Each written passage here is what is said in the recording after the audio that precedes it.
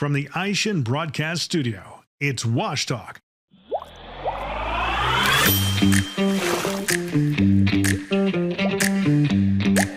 Welcome to the Professional Car Washing and Detailing's Wash Talk. I'm your host, Brian Ankney. Today, our guest is Jason Hayes from Leadership Industries. Welcome. Hey, Brian. How you doing today? Good, good. Thanks for coming in again. I appreciate it. It's very good to be here. Well, I've got a lot of topics to talk to you about today. Okay. I want to start with technology. Okay. There is a whole heck of a lot of new technology coming into the car wash space. So I'd like to ask you, what's got you excited? Right now, I think the payment systems are the next big step in car washing. Car washing has advanced so fast that the pay stations, the pay systems have been a little bit behind the curve. So both user experience for the car wash person, the person washing the car, and for the operator has been pretty lackluster for a long time. So in addition to that, there is is starting to trend toward cashless as well. So I think the pay stations as well as virtual pay stations are now coming around as well. So give it another 6 to 12 months, you may see. Now, this probably wouldn't work for tunnel operators. It wouldn't be the best case for them, but you think of the small guys. How can your self-serve or small inbay where they don't have much money to invest in a pay station? Well, now you can have a QR code and your phone turns into the pay station. So it's a lot lower barrier of entry to have the customer go onto a loyalty plan or a monthly reoccurring charge. So that's coming around the bend here, and that's really exciting to see. So, people always say cash is king. So what you're saying is cash is no longer king in the car wash space. Cash is definitely no longer king in the car wash space. It is, as everything, it depends on your area, your situation, but especially for car washes adopting monthly, really at the end of the day, if you have a good monthly plan, you're only like 4.5% to 7% cash. And depending on the area you're in. So before, you talk to people that were in a really nice area, they say, you know what, I'm gonna go cashless, it's a really nice area. A lot of people just use their credit or debit card. But now I'm getting phone calls for people that are in rougher areas and they wanna go cashless just because of the crime. So if you think of any other industry out there, how many other industries are having a box full of cash just waiting around for someone to take? And that's the problem with the car wash industry. I know people are opening brand new washes, and it's not really about, there's a couple things to consider. It's not about the amount of cash they're missing, but say those people go into a cashless site, they wanted to pay cash, but they're willing, a huge majority of them are willing to get out their credit or debit card and use that. However, if someone vandalizes their cash box or pay station or whatever, now they're down. And now they're losing a bunch of money because they're down. The pay stations are very expensive. I mean, a cashless units are very reasonable at this time, maybe 15 grand, but your better pay stations are 40,000 plus. So, anywhere with $30,000 to $50,000, not including all the other add-ons. So people are really starting to consider going cashless, and there's a lot of momentum going that way. Jason, you mentioned, having a QR code available for customers to just scan with their phone and activate the machines, join a membership, kind of have access to everything. I mean, does that completely replace the pay station? It can, and that's the future. Again, I don't think we're there quite yet. I think this will start to be implemented probably the half of next year, like second, third quarter of next year. And I think it's going to start with self-serves, maybe even like other sectors like laundromats and different things like that. But for, again, the entry level or the people that don't have a lot of volume, it's a very cost efficient way to get into not having to replace your pay station for outrageous money if you don't have that kind of volume. But yeah, I mean, a lot of people think anybody probably 50 years old and younger can scan that QR. And COVID helped train, there's a lot of bad things that went with that, but one thing it did do is it helped train a lot of people to scan QR codes, so restaurants and everything else. So people are getting really used to that. If you have a site where your volume is pretty high, you might not want to go that direction yet, but it's offering an option to get in at a really low price point. We're spending just a little bit of money on a sticker and a little bit of money on the service a month, and there you go, pay station. Why spend a lot of money when you can just have a QR code? Yeah, I mean, you brought up an option of $15,000 and an option of $40,000. Yep. And it really doesn't matter how much that app costs because that app is not going to cost anywhere near that. That's right. Yeah, so now you're looking at maybe $200 to $500 a month for the service. The sticker's going to come with it. Obviously, you can have the sticker printed anywhere, locally or whatever. So that's real exciting, and that's coming down the line. Again, it isn't for everybody, but that's definitely where things are going. And people are looking to save money these days. They're spending a lot of money on car washes, but they're starting to see the competition. There's more competition now.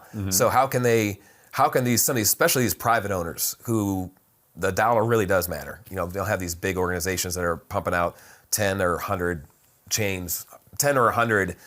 tunnels a year. The small guy, this is going to really help them out quite a bit.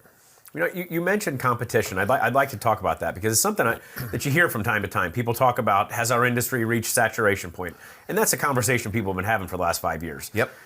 Do you feel that have we reached a saturation point, or is the market for car washing growing, at a pace where there's still room for more car washes? Really tough question. So it depends where you're at. Yeah. In some areas, it's absolutely saturated. Just south of where we're at, there are 10 tunnels and several inbays in a 5-mile radius.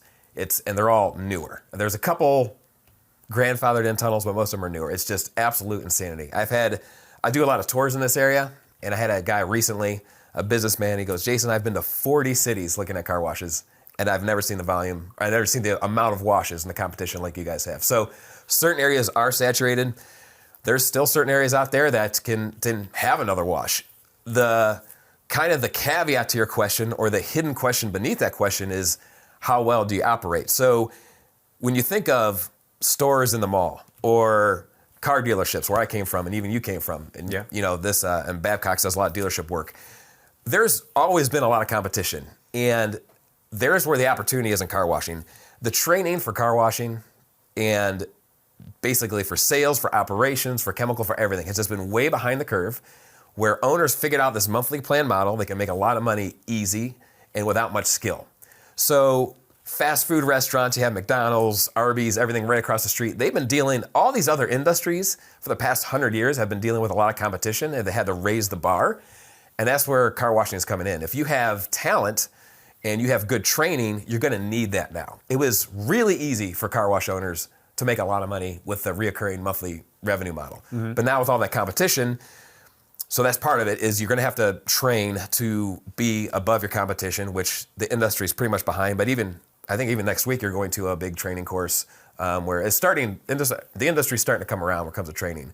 And the other thing about saturation is if you provide the service properly, and that's another thing a lot of wash owners don't want to look at.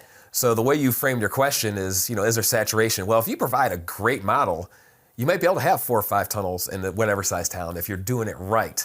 But if you have wash owners who are doing it wrong, then you won't survive. The ingress, egress, how well the people are established, like the training I talked about before. But there's a lot of nuance, and those who are getting the nuance right, they're still doing well. But not the majority is doing that. Let's shift gears and talk about equipment. When you look in your crystal ball and you see the future of car washing, I mean, is it going to be inbays? Is it going to be tunnels? Is it a blend? Like where do you see the industry going? Well, between the 80s, 90s, early 2000s, there was just ebbs and flows of each industry. Right now, the tunnels are starting to trend down and inbays are starting to trend up. In fact, a newer model, I mentioned high-performance inbays last time we talked. Now it's like an express inbay model. So the express inbay is really starting to just get a little traction for those who understand it. So there's a lot more opportunities for inbays, and there's a couple of reasons for that. Tunnels and building in general across the country, everything's getting more expensive, right?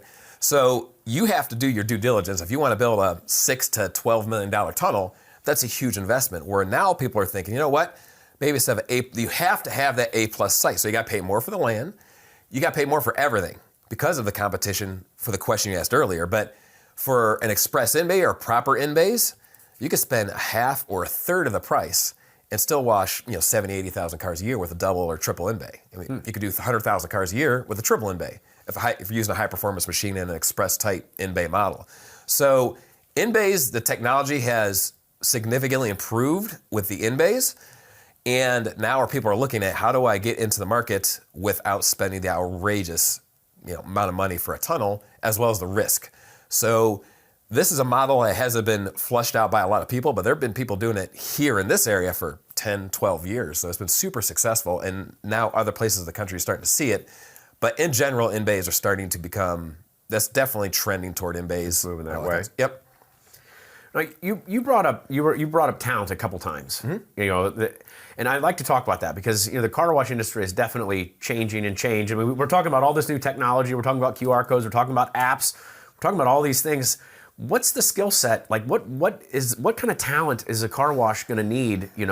Now and 5 years from now, like what type of talent and like kind of culture is necessary to be successful? That's a really good question. So you're going to need the retail type talent. And that's where dealerships, retail, clothing, fast food restaurants, for the past, again, 50, 100 years, they spend millions and millions of dollars training the managers, training the employees, and the car wash industry is just way behind there right now. So you're going to have to do that. And it's also, for tunnels specifically, is very talent dependent because what a lot of car wash owners don't really want to hear is, at the end of the day, it's still interaction, especially for tunnel. Let's talk specifically about tunnels. Is if a customer pulls in and that person at the pay station greeting them or the loader, if the person in the car feels like they've been treated in a complacent manner, like the person was looking at their phone or just like not paying attention to them, they're going to go somewhere else because they're spending their money and they want to be paid attention to. And if the loader screams at them the wrong way or does anything wrong, they're going to go somewhere else. And they haven't really needed to worry about the talent as much as they do now because of the competition and the saturation like you've talked about. So talent's going to be the biggest factor, especially for tunnels. And that's what's going to separate all the tunnels in the future here. I see it already trending. So some of the seminars, as well as even also the car wash manufacturers, they're the same thing. Everybody had to scale so fast because this industry exploded so quickly. Mm-hmm. So even the manufacturers are going to have to scale and worry about culture and leadership where they never had to worry about that before because they were moving so fast. But it's changing. Things are getting tighter. And now they're realizing, like the rest of the world and other industries that have been around 100 plus years, you're really going to have to drill down and get that culture right. That makes me remember, the car wash that I'm a member of, I won't name names, mm-hmm. but when I pull in, I have absolutely noticed that when they're like, put it in neutral, hands off the steering wheel, they're smiling. I mean, like they are making eye contact with me and they're smiling. And I absolutely notice that because I've even thought like, man, these people love their job. That's right. And that's the only interaction. So as humans, the last interaction we have, every interaction is important, but the last interaction we have is the most important because that's how our mind tags it to the business. So whatever wash you're going to, if that employee is smiling, the loaders are the most underappreciated. I'm not saying they're underappreciated, but they're the most underappreciated in the car wash business because that's the last interaction typically every customer has with the car wash. So if they're smiling, loading you in, thank you, Mrs. McGillicuddy, neutral, wave, they're good. They're good to go. But if they have a poor interaction with that loader, they leave angry and then they associate that in their mind to that business. So the loader really matters, and that's a great example of good training. Nice. And good hiring practices, actually. Presented from the Ishin Broadcast Studio at Babcock's Media. So Jason, you told me that someone saw your last interview in here and they invited you to come speak in a far, far distant land. Yeah. I got to ask you about that. Tell me a little bit about your recent trip to another continent. Yeah, I appreciate it. It was all due to you, Brian. I really appreciate it. You sent me to Australia. So I was requested to speak at the Australian Car Wash Show for specifically talk about inbays and the market there. And went down there, did a lot of research beforehand. And we also I have some colleagues in Europe as well. And did some research and people were asking me and they were saying they were quite a bit different than America. And that's not really what I found. So what a lot of people in other countries, other cultures say is that our population here, our traffic count is just so much different. That's why certain models are going to work here, but not there. And that was furthest from the case. The one specific thing, I was going there for this event, I was going there specifically to coach inbays. Again, I do coaching for both inbays and tunnels, but talk about inbays. And what I've heard from other cultures across the world is people only wash on the weekends here. We don't have the same volume you guys have, the population, all these excuses. And I did the research. First of all, people in other cultures, let's just talk about Australia, they're even busier than Americans by a small percentage. But as busy as we are as Americans, they're even busier down there. So it's a typical person working every day. But when you go to a car wash down there, I would go to an inbay, and it's typical, a lot of America is like this too, but specifically down that way, they're taking 7, 9, 12 minutes to wash a car. And the reason they're only washing on the weekends is because that's the only time they have to do it.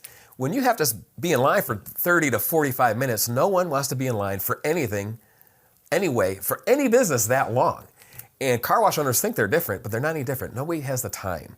So if they would just speed up their time and wash a lot faster, they're going to see significant increases. The other thing down there is tunnels are struggling a little bit because all the implements on the car. So in Australia specifically, they have little roof racks on top and they have brush guards on the front. Even in Sydney proper, there's a lot more cars than you think that had something on it. Something extra. Yeah, so it's really tough to go through a tunnel and retract the wraps, and a lot of things can go wrong. So the touchless inbay market is just primed to explode down there. But to go back to the timing thing, we had a colleague down there. We visited this wash. He was washing. He was averaging, he had a 2-bay wash. He was averaging about 45 to 50 cars a day, and he sent me screenshots of this stuff.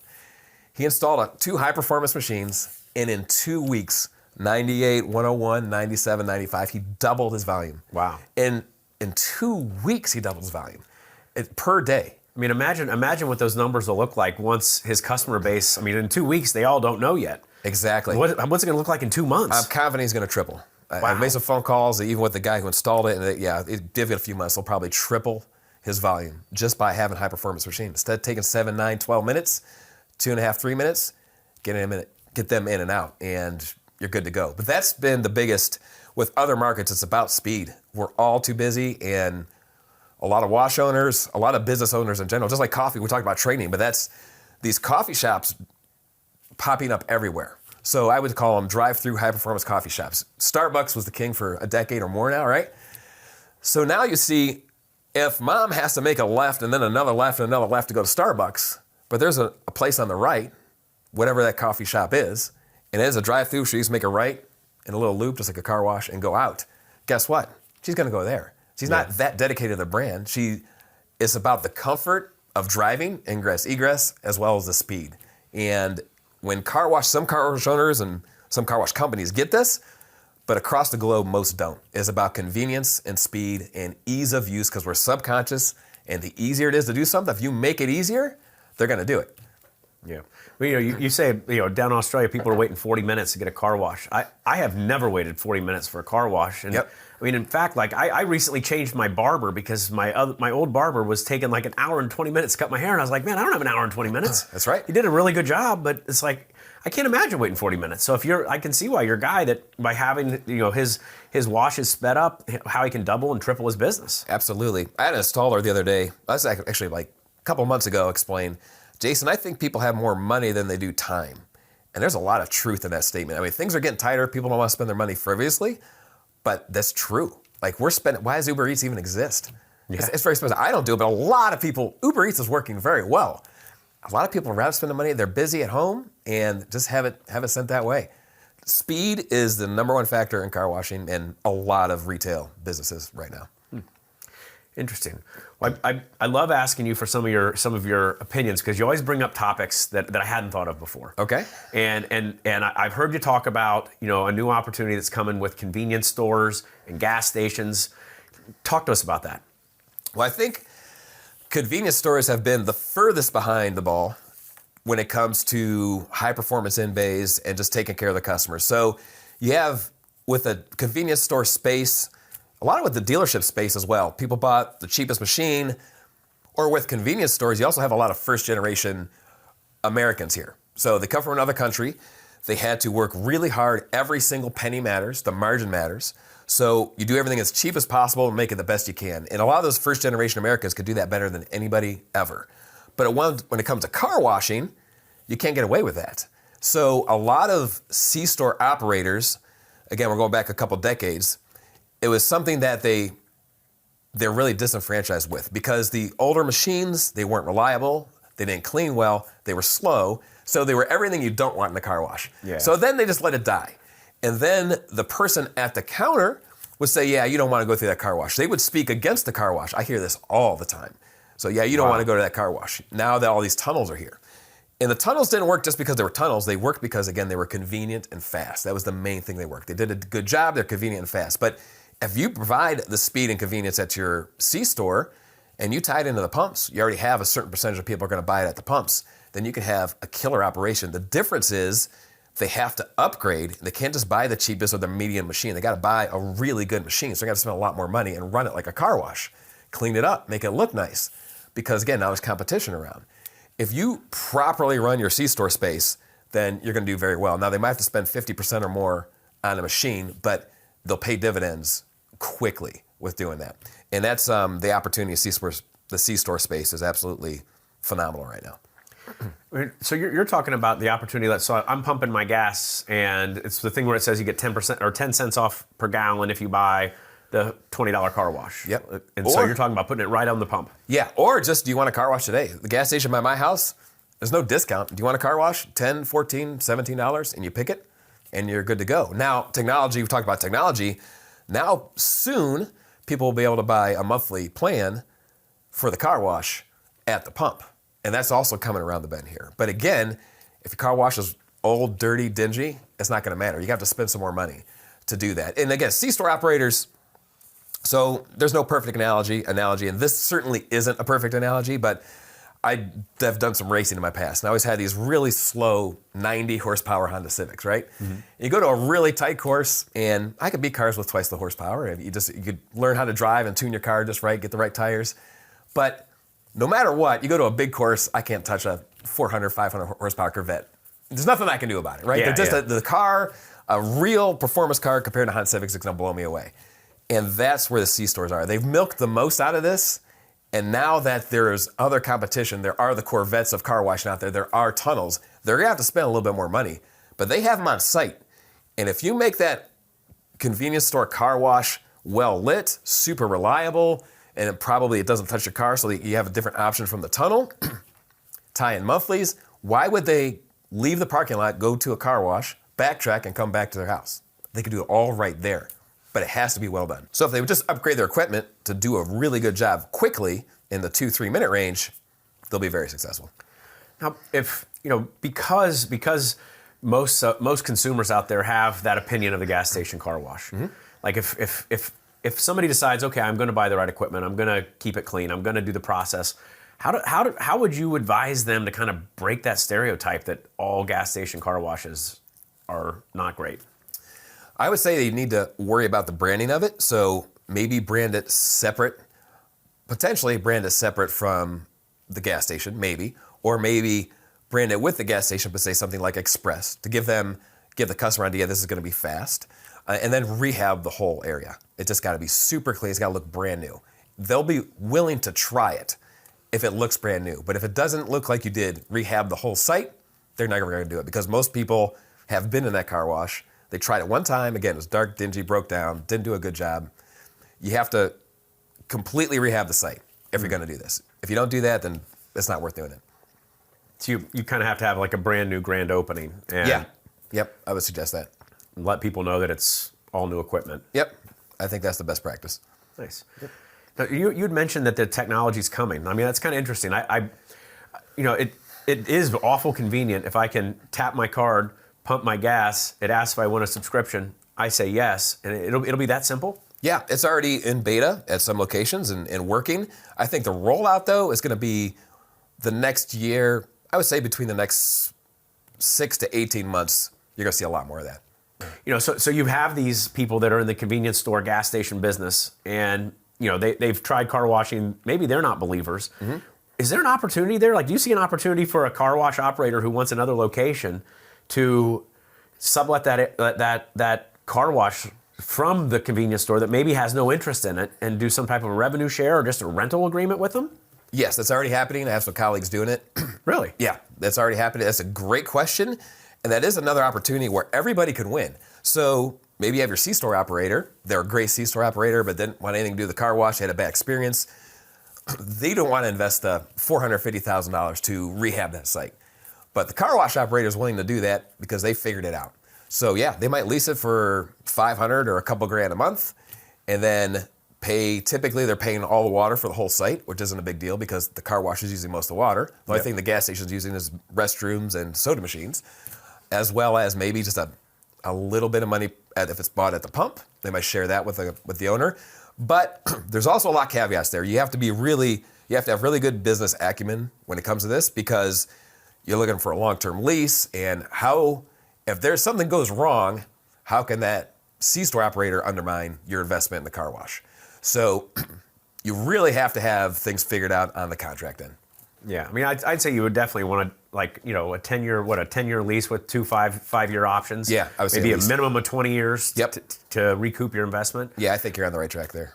You had mentioned that the convenience store operator might impact the car wash, the car wash business if they wanted to have a bad impact on your business. And Yeah. I imagine, you get a 10-year lease with two 5-year extension options, so you got 20 years to recoup your investment. But what about the traffic pattern? That could definitely be something that, if I'm operating a car wash that's behind your convenience store and you change the way the parking is, you could make it really difficult for me to have my traffic going through my car wash. And maybe realistically, if my car wash becomes very successful, I could be impacting your customer's ability to park right in front of your convenience store. Yeah. So I guess you've really got to be crystal clear on that. You're exactly correct about that. And that's one reason you really want to have your contract nailed down, but also you want to choose sites because there's so many C-store options out there. You want to choose sites that have really good flow. In other words, if it's a real tight site, you definitely need to consider everything you're saying. If it's a site that's a little bit bigger and has